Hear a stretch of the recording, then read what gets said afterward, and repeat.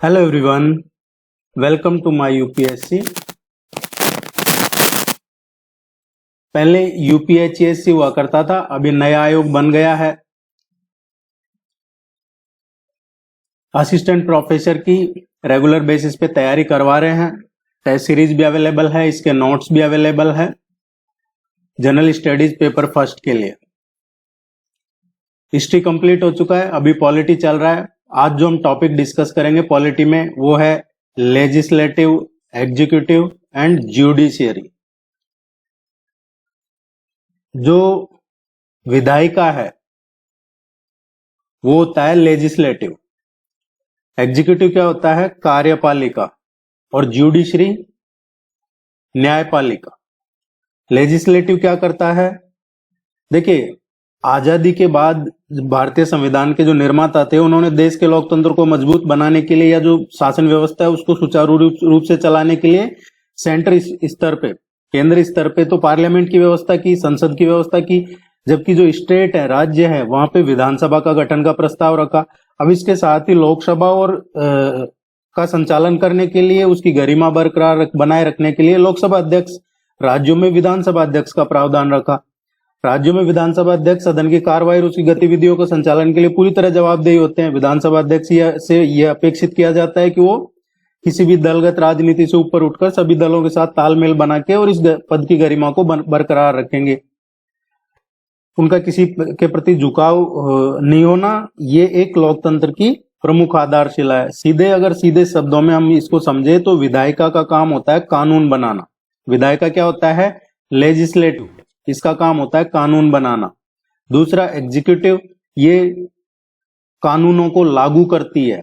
और तीसरा ज्यूडिशरी, जो देखती है कि वो कानून को लागू नहीं मान रहा है तो उसको सजा देना या फिर उनकी कानूनों की समीक्षा करना, ये ज्यूडिशरी का काम है।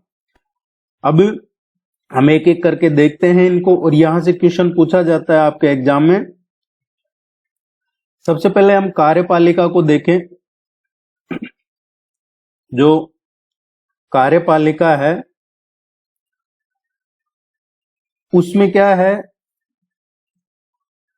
एक राष्ट्रपति होते हैं, एक उपराष्ट्रपति होते हैं, और राष्ट्रपति की सहायता करने के लिए प्राइम मिनिस्टर होते हैं सलाह देने के लिए, और काउंसिल ऑफ मिनिस्टर होता है मंत्री परिषद। तो इसमें क्या होता है, कार्यपालिका में राष्ट्रपति, उपराष्ट्रपति और राष्ट्रपति को सलाह देने के लिए अध्यक्ष के रूप में प्रधानमंत्री, और प्रधानमंत्री के साथ मंत्री परिषद जो काउंसिल ऑफ मिनिस्टर होता है। तो हम प्रेसिडेंट से शुरू करते हैं और आगे फिर ये सब कंप्लीट पढ़ेंगे। आज का जो टॉपिक है हम डिस्कस करेंगे। देखिए, अगर आपने अभी तक टेस्ट सीरीज ज्वाइन नहीं की है तो टेस्ट सीरीज ज्वाइन करने के लिए इस नंबर पे कांटेक्ट कर सकते हैं। इस नंबर पे व्हाट्सएप अवेलेबल है, आप व्हाट्सएप पे मैसेज छोड़ दीजिएगा, या फिर वेबसाइट विजिट करके भी आप टेस्ट सीरीज ज्वाइन कर सकते हैं। इस वीडियो के नीचे डिस्क्रिप्शन में और कमेंट सेक्शन में भी लिंक मिल जाएगा। आप टेस्ट सीरीज ज्वाइन करते हैं तो आपको नोट्स, प्रैक्टिस टेस्ट ये मिलते रहते हैं रेगुलर बेसिस पे। आज का जो टॉपिक है वो है राष्ट्रपति, भारत के राष्ट्रपति, प्रेसिडेंट ऑफ इंडिया, ये डिस्कस करेंगे। इसके बारे में कंप्लीट डिटेल पढ़ेंगे, कितने आर्टिकल कौन कौन से इंपॉर्टेंट है इनसे रिलेटेड, वो सारा हम डिस्कस करेंगे। आप इसको वीडियो को लाइक जरूर कीजिएगा। Who is the president of India? देखिए, राष्ट्रपति कौन होते हैं? अभी जैसे श्रीमती मुर्मू है राष्ट्रपति, हम राष्ट्रपति की बात करें तो ये हेड ऑफ द स्टेट होता है। राष्ट्रपति कौन होते हैं? हेड ऑफ द स्टेट होते हैं। ये फर्स्ट सिटीजन होते हैं, पहले नागरिक होते हैं देश के। और ना सिर्फ पहले नागरिक, ये सिंबल होता है राष्ट्रपति का पद एक सॉलिडरिटी, यूनिटी और इंटीग्रिटी, जो राष्ट्र की यूनिटी, इंटीग्रिटी है उसका भी ये सिंबल होते हैं। और ये पार्ट होते हैं किसका? जो यूनियन एग्जीक्यूटिव होती है, जिसमें vice president, prime minister, council of minister और अटॉर्नी जनरल ऑफ इंडिया होते हैं, उसका भी ये पार्ट होते हैं। तो यूनियन एग्जीक्यूटिव में राष्ट्रपति, उपराष्ट्रपति, prime minister, council of minister and attorney general of India, उसका भी ये पार्ट होते हैं। तो राष्ट्रपति कौन होते हैं? हेड ऑफ द स्टेट, पहले नागरिक, first citizen, symbol of unity and integrity of the nation.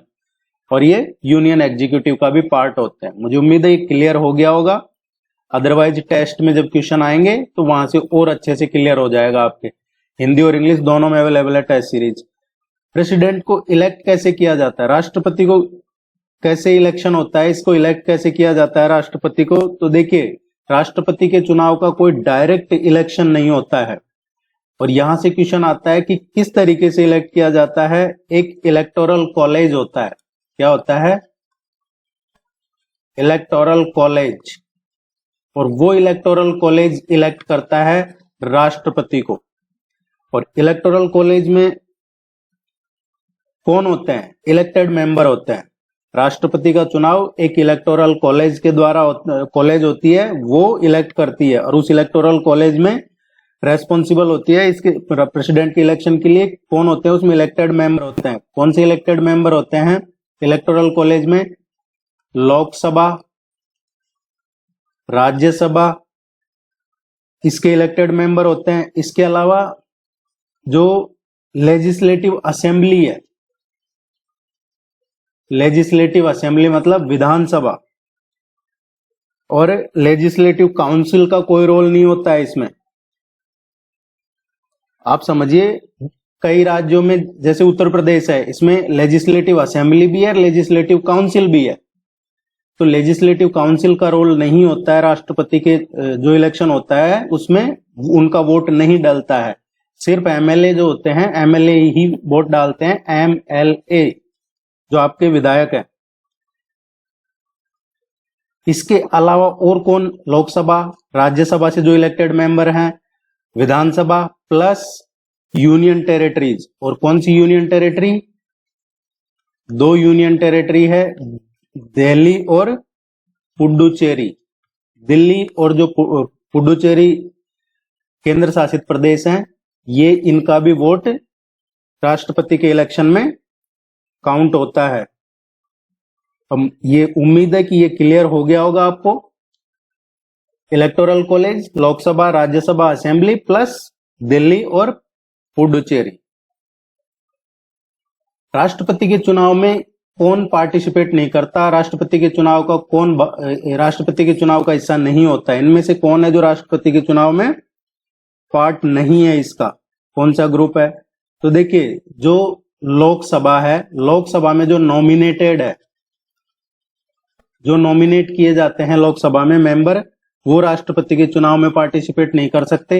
Rajya Sabha में जो नॉमिनेट किए जाते हैं वो राष्ट्रपति के चुनाव में पार्टिसिपेट नहीं करते। जो स्टेट लेजिस्लेटिव असेंबलीज हैं, उनमें जो नॉमिनेट किए जाते हैं वो पार्टिसिपेट नहीं करते। और जो मेंबर ऑफ लेजिस्लेटिव काउंसिल है, जिसका अभी हम जिक्र कर रहे थे, वो पार्टिसिपेट नहीं करते।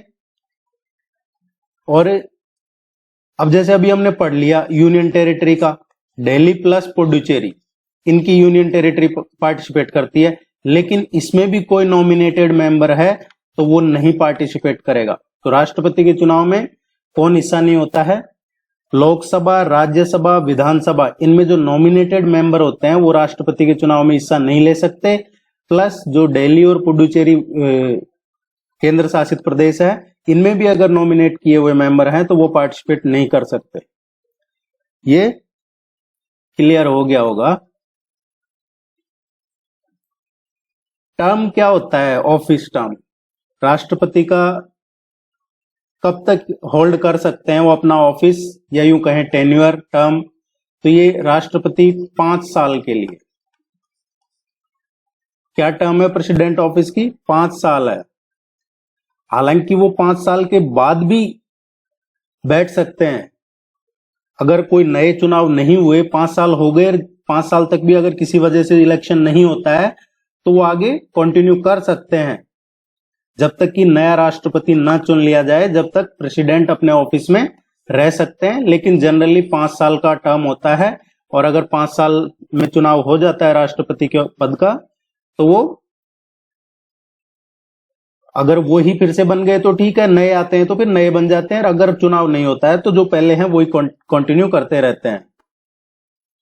राष्ट्रपति के लिए कोई कैप नहीं है। ऐसा नहीं है कि एक बार चुन लिया गया तो दोबारा नहीं चुन सकते, वो दोबारा री इलेक्ट भी हो सकते हैं। कंडीशंस क्या है राष्ट्रपति ऑफिस की? देखिए, इनके लिए जो कंडीशन की बात करें राष्ट्रपति ऑफिस के लिए, तो इसमें पहले तो देखा जाता है क्वालिफिकेशन। क्वालिफिकेशन क्या है? अब क्वालिफिकेशन क्या होती है राष्ट्रपति के बनने के लिए? भारतीय नागरिक हो, इंडियन सिटीजन होना चाहिए। दूसरा क्या क्वालिफिकेशन होनी चाहिए? मिनिमम 35 ईयर की एज होनी चाहिए, 35 साल की कम से कम आयु होनी चाहिए। और वो लोकसभा का मेंबर बनने की उनमें क्वालिफिकेशन होनी चाहिए। He should qualify the conditions to be elected as the member of the lower house Lok Sabha. तो लोकसभा का मेंबर बनने की क्वालिफिकेशन होनी चाहिए। और वो कोई प्रॉफिट के पद पे नहीं हो। क्या नहीं हो? लाभ के पद पे नहीं हो। ये लाभ के पद से मतलब है कि वो किसी सेंट्रल गवर्नमेंट में काम नहीं कर रहे हो, स्टेट गवर्नमेंट में काम नहीं कर रहे हो, या किसी other public as a authority काम नहीं कर रहे हो, वो राष्ट्रपति बन सकते हैं।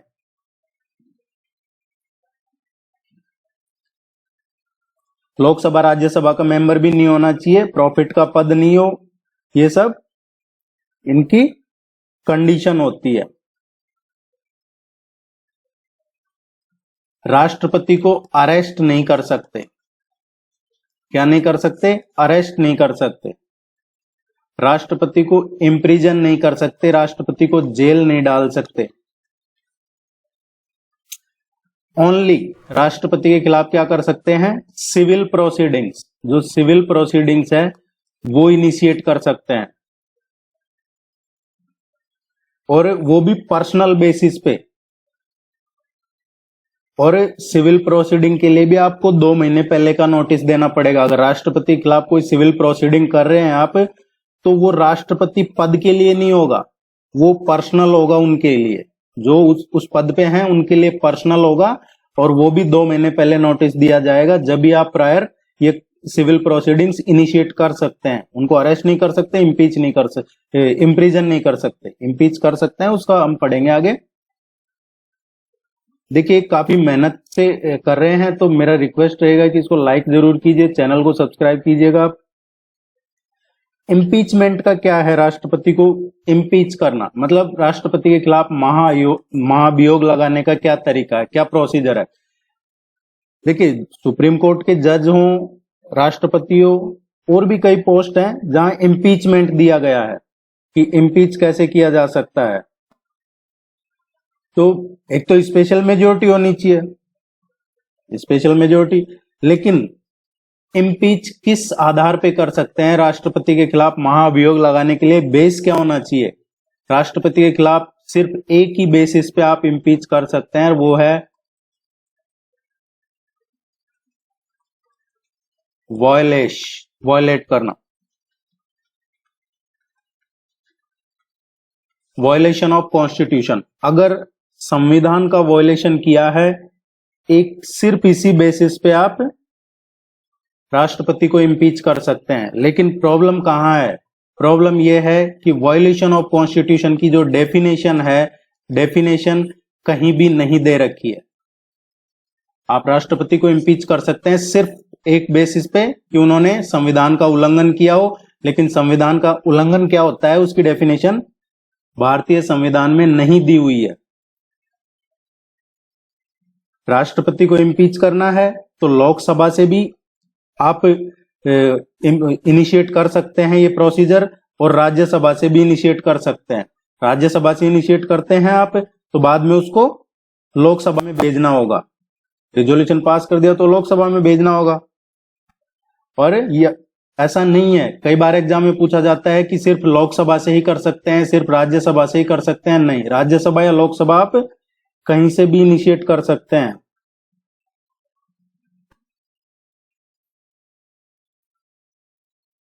इसको आप सीरियसली पढ़ लेते हैं तो उसके बाद राष्ट्रपति से रिलेटेड ना सिर्फ यूपीएससी का जो असिस्टेंट प्रोफेसर का, आप किसी भी कॉम्पिटिटिव एग्जाम में जाएंगे तो आप ये क्वेश्चन सही करके आएंगे राष्ट्रपति से related. Can the president's office be vacant, राष्ट्रपति का क्या ऑफिस है वो खाली रह सकता है कि जैसे राष्ट्रपति नहीं है तो ऑफिस खाली रह सकता है? बिल्कुल, yes, president's office can be vacant. अगर 5 साल के टर्म पूरा कर लिया उन्होंने और रिजाइन कर दिया उन्होंने तो राष्ट्रपति का ऑफिस खाली रहता है। अपना रेजिग्नेशन किसको देते हैं? वो वाइस प्रेसिडेंट को। कई बार पूछा जाता है राष्ट्रपति अपना इस्तीफा किसको देते हैं, तो राष्ट्रपति अपना इस्तीफा उपराष्ट्रपति को देते हैं। अगर लोकसभा या राज्यसभा में, जैसे अभी हमने पढ़ा महाभियोग का ऊपर इम्पीचमेंट का, तो अगर लोकसभा राज्यसभा से इम्पीच कर दिया जाता है, चार्जेस लगाए हैं वो, अगर उनके खिलाफ जो चार्ज लगाए हैं वो वैलिड हो जाते हैं, सही साबित होते हैं, तो उनको रिमूव कर दिया जाता है। उस कंडीशन में भी राष्ट्रपति का ऑफिस खाली रहता है। अगर किसी की मृत्यु हो जाती है पद पे रहते हुए तो भी वो पद खाली हो जाता है। या फिर जो राष्ट्रपति का इलेक्शन होता है, राष्ट्रपति का जो चुनाव होता है, उसको सुप्रीम कोर्ट कह देता है कि ये इनवैलिड है। क्या है? ये जो चुनाव हुआ है ये इनवैलिड है, तो भी राष्ट्रपति का पद ऑफिस खाली माना जाता है, वैकेंट माना जाता है। What are the powers and functions of the president of India? क्या पावर है, क्या फंक्शन है राष्ट्रपति के, वो देख लेते हैं हम। देखिए, एग्जीक्यूटिव पावर है राष्ट्रपति के पास और लेजिस्लेटिव पावर है राष्ट्रपति के पास। एग्जीक्यूटिव और लेजिस्लेटिव, कार्यपालिका की और विधायिका की, ये पावर है राष्ट्रपति के पास। जैसे कि अब इसमें क्या आता है, जैसे कोई भी एग्जीक्यूटिव काम करती है गवर्नमेंट तो राष्ट्रपति के नाम से ही होता है। या फिर जो अटॉर्नी जनरल है उनको अपॉइंट करना हो, राष्ट्रपति अपॉइंट करते हैं, ये एग्जीक्यूटिव पावर है उनकी। अगर कैग का अपॉइंट करते हैं attorney general of India, controller and auditor general of India, CAG. इसके अलावा आप इलेक्शन कमिश्नर हो, या फिर इसके अलावा देखेंगे आप चेयरमैन हो यूपीएससी के, या फिर जो राज्यों के गवर्नर हैं, स्टेट के राज्यपाल, या फिर जो वित्त आयोग है, फाइनेंस कमीशन है, उसके चेयरमैन हो, उसके मेंबर हो, या फिर जो कई नेशनल कमीशन बनाए जाते हैं जैसे शेड्यूल कास्ट, शेड्यूल ट्राइब, इनके कमीशन होते हैं, ओबीसी, या फिर जो इंटर स्टेट काउंसिल है उनमें जो अपॉइंट करते हैं, या फिर जो यूनियन टेरिटरीज में जो एडमिनिस्ट्रेटर अपॉइंट किए जाते हैं, ये सब राष्ट्रपति की एग्जीक्यूटिव पावर है। मैं आपको एक बार क्लियर बता दूं कि कोई भी एग्जीक्यूटिव काम केंद्र सरकार करती है वो राष्ट्रपति के नाम से ही होता है, उसमें उनमें राष्ट्रपति का ही नाम होता है।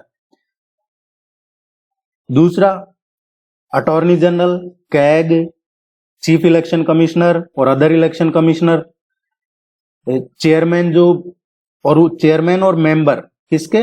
यूपीएससी के, यूनियन पब्लिक सर्विस कमीशन, संघ लोक सेवा आयोग के चेयरमैन और मेंबर भी राष्ट्रपति ही अपॉइंट करते हैं। राज्यों के गवर्नर जो होते हैं, राज्यपाल, उनको भी राष्ट्रपति अपॉइंट करते हैं। फाइनेंस कमीशन ऑफ इंडिया के जो चेयरमैन है, वित्त आयोग के चेयरमैन और उनके मेंबर को भी राष्ट्रपति अपॉइंट करते हैं। इसके अलावा जैसे एससी, एसटी, ओबीसी है, इनके कमीशन है, इनको भी राष्ट्रपति अपॉइंट करते हैं। यूनियन टेरिटरीज में जो एडमिनिस्ट्रेटर्स अपॉइंट करते हैं उनको भी राष्ट्रपति अपॉइंट करते हैं। किसी एरिया को, ये बहुत इंपॉर्टेंट चीज मैं आपको बता रहा हूं, किसी एरिया को एससी, एसटी या फिर शेड्यूल ट्राइब एरिया कहा जाता है जिसको जनरली, या फिर ट्राइबल एरिया। अगर किसी एरिया को ट्राइबल एरिया डिक्लेयर करना है तो वो राष्ट्रपति ही डिक्लेयर कर सकते हैं उस एरिया को ट्राइबल एरिया। अब ये तो थी एग्जीक्यूटिव पावर। अब अगर हम इनकी जो लेजिस्लेटिव पावर है उसके बारे में पढ़े तो लेजिस्लेटिव पावर क्या है? लेजिस्लेटिव पावर में आता है कि वो समन कर सकते हैं, प्रोरोग कर सकते हैं पार्लियामेंट को, और डिसॉल्व कर सकते हैं, लोकसभा को भंग कर सकते हैं, वो जॉइंट सेशन बुला सकते हैं, जॉइंट सिटिंग लोकसभा राज्यसभा की कोई डेडलॉक हो उसके लिए अपॉइंट करते हैं वो स्पीकर, डिप्टी स्पीकर लोकसभा और चेयरमैन, डिप्टी चेयरमैन राज्यसभा में। जो नॉमिनेट करते हैं राज्यसभा और लोकसभा में वो प्रेसिडेंट ही नॉमिनेट करते हैं। या फिर जो इसके अलावा अगर हम देखें तो इसमें जो इलेक्शन कमीशन है उनको जो कोई एमपी को डिस्क्वालीफाई करते हैं, जैसे किसी एमपी के खिलाफ कुछ है उसको डिस्क्वालीफाई किया जाता है इलेक्शन कमीशन के रिकमेंडेशन पे, तो वो प्रेसिडेंट इलेक्शन कमीशन से कंसल्ट कर सकते हैं। ये सब उनके लेजिस्लेटिव पावर में आता है। इसके अलावा हम देखते हैं फाइनेंशियल पावर क्या है राष्ट्रपति के पास, क्या वित्तीय शक्तियां हैं। तो फाइनेंस से रिलेटेड जो पावर है राष्ट्रपति के पास, मनी बिल जो इंट्रोड्यूस होता है, मनी बिल उनकी प्रायर रिकमेंडेशन लेनी पड़ती है मनी बिल को इंट्रोड्यूस करने से पहले, और ये मस्ट है, कोई ऑप्शनल नहीं है। To introduce the money bill the prior recommendation of president is must. और जो यूनियन बजट होता है, जो हर साल बजट आता है यूनियन बजट, इसके लिए कि वो पार्लियामेंट के सामने टेबल पे ले हो, वो भी इन्हीं की पावर होती है। डिमांड फॉर ग्रांट, अगर कोई एडिशनल डिमांड फॉर ग्रांट है उसके लिए भी इनकी परमिशन चाहिए होती है। एक फंड होता है कंसोलिडेटेड फंड ऑफ इंडिया और एक होता है कंटीजेंसी फंड। ये आगे समझाऊंगा मैं आपको कंटीजेंसी और कंसोलिडेटेड फंड, जब इससे रिलेटेड डायरेक्ट टॉपिक आएगा। तो जो कंटीजेंसी फंड ऑफ इंडिया है वो राष्ट्रपति के ही कंट्रोल में होता है, और हर 5 साल में जो फाइनेंस कमीशन कॉन्स्टिट्यूट करते हैं वो भी यही करते हैं, 5 साल में एक वित्त आयोग बनाते हैं। ये फाइनेंशियल पावर है राष्ट्रपति की। अब हम देख लेते हैं जुडिशियल पावर क्या है राष्ट्रपति के पास। तो राष्ट्रपति के पास जो जुडिशियल पावर है वो है, ये अपॉइंट करते हैं। क्या करते हैं? अपॉइंट करते हैं। किसको? सुप्रीम कोर्ट और जो हाई कोर्ट में जजेज हैं उनका अपॉइंटमेंट राष्ट्रपति ही करते हैं। सुप्रीम कोर्ट से एडवाइस लेना, जो अपेक्स कोर्ट है सुप्रीम कोर्ट, वहां से एडवाइस लेना, सलाह ले सकते हैं किसी भी मामले में, लेकिन ये बाइंडिंग नहीं है राष्ट्रपति पे।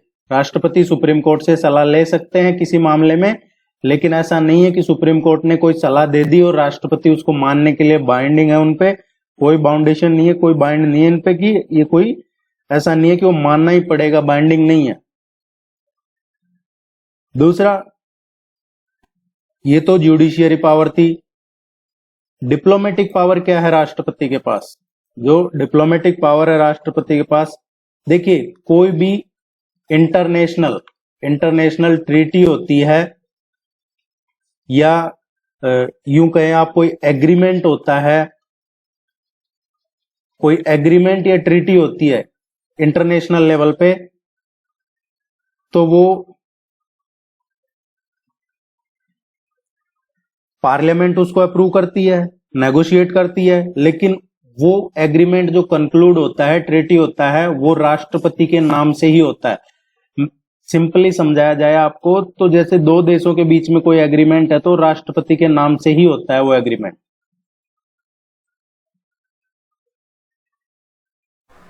और जो इंटरनेशनल अफेयर्स होते हैं, फॉरेन अफेयर्स होते हैं, उनमें जो भी रिप्रेजेंटेशन होता है वो राष्ट्रपति के नाम से ही होता है। जैसा मैंने अभी आपको बताया कि दो देशों के बीच में कोई ट्रीटी एग्रीमेंट हो रहा है तो राष्ट्रपति के नाम से होता है, तो ये रिप्रेजेंटेटिव है इंडिया के इंटरनेशनल फोरम पे। Military power of president, military power क्या है राष्ट्रपति के पास? आर्मी के अलावा नेवी, इसके अलावा जो एयरफोर्स है, आर्मी, नेवी और एयरफोर्स, इनके जो चीफ होते हैं, chief of army, navy chief, air force chief, यूं कहें कि जो कमांडर ऑफ डिफेंस फोर्सेज हैं उनका अपॉइंटमेंट राष्ट्रपति करते हैं। आर्मी, नेवी, एयरफोर्स, इनके जो कमांडर हैं डिफेंस फोर्सेज के, इनका अपॉइंटमेंट भी राष्ट्रपति ही करते हैं। ये मिलिट्री पावर होती है उनकी। राष्ट्रपति के पास इमरजेंसी पावर क्या है? इमरजेंसी पावर की बात करें राष्ट्रपति के पास, तो देखिए आर्टिकल, यहां से एक क्वेश्चन आता है, कई बार मैचिंग का पूछ लिया जाता है, वो आता है आर्टिकल 352, आर्टिकल 356 एंड 365, आर्टिकल 360। देखिए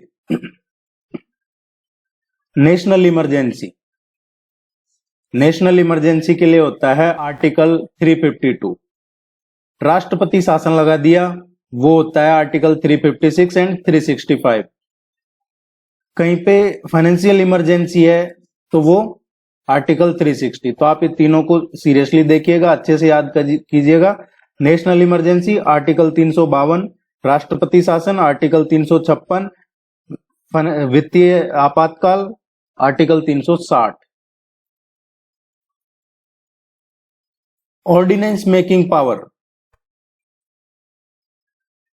राष्ट्रपति के पास कोई भी ऑर्डिनेंस मेकिंग पावर होती है, अध्यादेश जारी करने की पावर होती है। President has many legislative power and this power is one of them. जो लेजिस्लेटिव पावर होती है राष्ट्रपति के पास, उनमें से एक ये ऑर्डिनेंस मेकिंग पावर भी है। यूनियन कैबिनेट की रिकमेंडेशन पे राष्ट्रपति ऑर्डिनेंस जारी कर सकते हैं और ये पावर देता है उनको आर्टिकल 123। देखिए आप टेस्ट सीरीज ज्वाइन नहीं किए, टेस्ट सीरीज ज्वाइन कर लीजिएगा, इस नंबर पे कांटेक्ट कर लीजिए, वेबसाइट विजिट कर लीजिएगा, कोई भी इश्यू हो नंबर पे कांटेक्ट कर सकते हैं। वीडियो को नीचे भी आपको डिस्क्रिप्शन में लिंक मिल जाता है, कमेंट सेक्शन में, लेकिन फिर भी आप देखते नहीं है और फिर वही सेम क्वेश्चन पूछते हैं, इसलिए मैं आपको बार बार याद दिला रहा हूं। इसमें कुछ इंपॉर्टेंट आर्टिकल्स भी है राष्ट्रपति से रिलेटेड। आर्टिकल 52 कहता है कि प्रेसिडेंट ऑफ इंडिया, मतलब देश में एक राष्ट्रपति होना चाहिए, आर्टिकल 52। अब राष्ट्रपति के पास जो एग्जीक्यूटिव पावर होती है ऑफ द यूनियन, ये आर्टिकल 53 में है। राष्ट्रपति का चुनाव होना चाहिए, ये आर्टिकल 54 कहता है।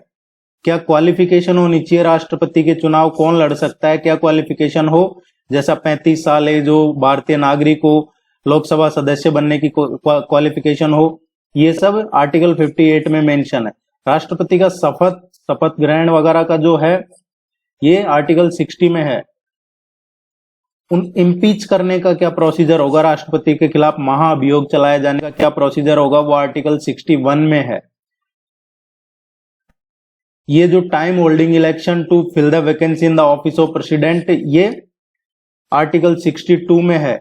अगर vice president as a president काम कर रहे हैं तो ये आर्टिकल 65 में है। राष्ट्रपति के इलेक्शन से रिलेटेड जो मैटर्स हैं वो आर्टिकल 71 में है। इनके पास जो कई बार देखा होगा कि किसी को फांसी की सजा दे देते हैं तो फिर वो राष्ट्रपति के पास दया याचिका लगाते हैं, तो उसको सस्पेंड करना, रिमिट करना, कम्यूट करना, ये आर्टिकल 72 में है। पार्डन पावर कहा जाता है इनको, पार्डन या फिर दया याचिका के नाम से पूछा जाता है, और ये आर्टिकल 72 में मेंशन है। आर्टिकल 61, आर्टिकल 52, आर्टिकल 71 ये सबसे इंपॉर्टेंट है। आर्टिकल 74 क्या कहता है? आर्टिकल 74 कहता है काउंसिल ऑफ मिनिस्टर्स, जो मंत्री परिषद है वो राष्ट्रपति को एड एंड एडवाइस करेंगे, आर्टिकल 74 है। जो पार्लियामेंट का सेशन है, प्रोरोगेशन है या डिसॉल्व करने का जो पार्लियामेंट का है वो आर्टिकल 85-85 में है। देखिए ये आपको अभी आप इसको सिर्फ याद कीजिए ताकि आगे हम यही चीज वापस ये इंटरलिंक होती जाएगी। आगे जब हम प्राइम मिनिस्टर पढ़ेंगे, वाइस प्रेसिडेंट पढ़ेंगे, सुप्रीम कोर्ट पढ़ेंगे, जब ये चीजें रिपीट होंगी तो आपको अच्छे से याद हो जाएंगे, ताकि अभी एक बार फोकस करके पढ़िएगा। आर्टिकल 111 ये भी इंपॉर्टेंट है, बिल पास पार्लियामेंट के द्वारा इनकी असेंट से।